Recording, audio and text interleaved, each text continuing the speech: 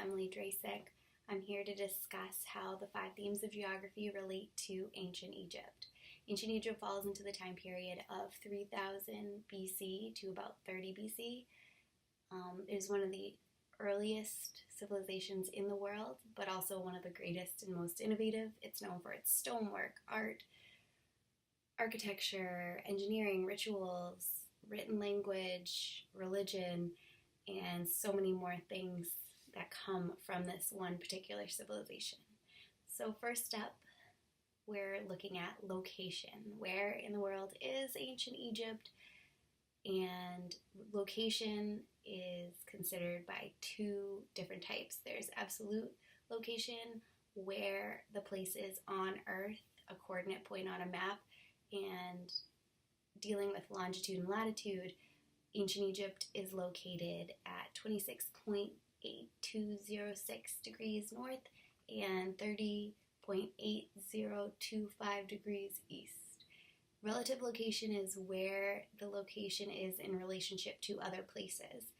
It is in the northern and eastern hemispheres. Egypt is located in northern Africa. To the north is the Mediterranean Sea. To the south is Sudan, to the east is Israel, and to the west is Libya. Next, we look at place, and what is it like in that certain place? There are 2 different types of place: human characteristics, which are population, language, architecture, and the next is physical characteristics. That's what makes up the natural environment, such as bodies of water, natural vegetation, and climate. In ancient Egypt, some of the human characteristics: the population started out in the Old Kingdom at about 1 million, and towards the New Kingdom, end of the New Kingdom, it was about 5 million. The language they use in ancient Egypt is Egyptian, Coptic, and hieroglyphs for writing.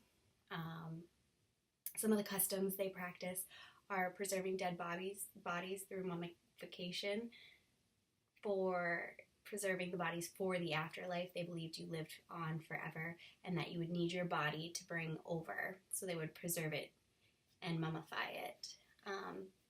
Their religion was fluid over the kingdoms or the time periods. It was once polytheism, which is the worshipping of many gods.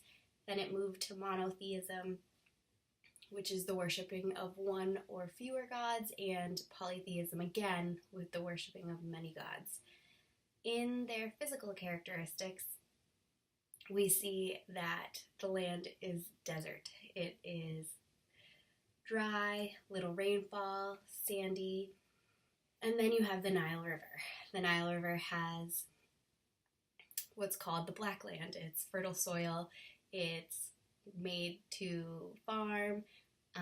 It is where it's heavily populated, and then the Red Lands, which is outside of the Nile River. It's dry and cannot sustain any plant life. Some unique places to actually see are mostly man-made places. I picked the Great Sphinx. It's in Giza. It is one of the largest and oldest monuments in the world, and it was built approximately 2500 BC, but it's speculated that it was built by the pharaoh Khafre, but they don't actually know. They just assume because he built the pyramid, one of the pyramids around it. The Valley of Kings is an interesting place.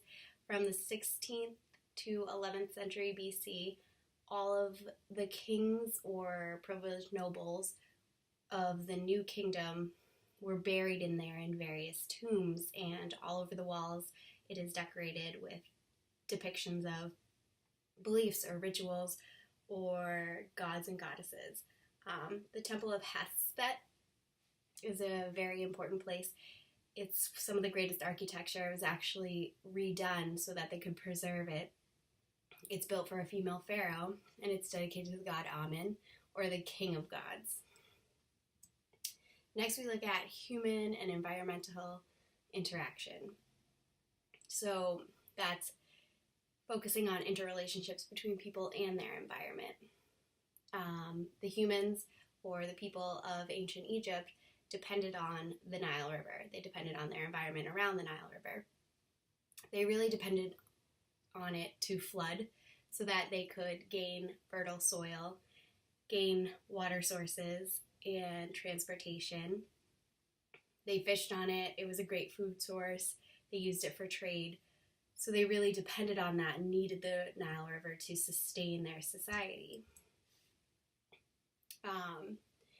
Looking at modifying the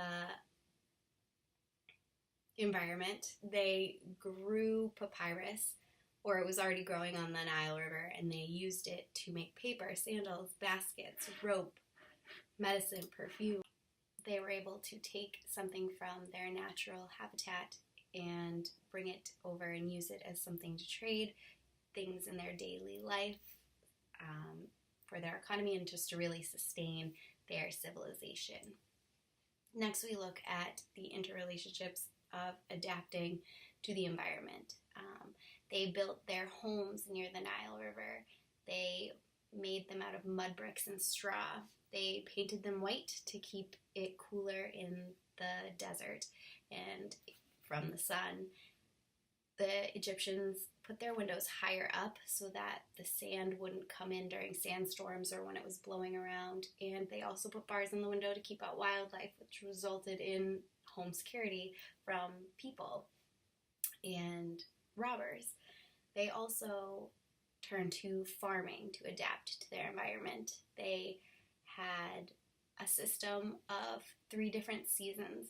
There was the flooding season where the Nile would flood and they would hope it would flood a lot, and that would bring the gift of the Nile, which was the fertile soil or the black soil.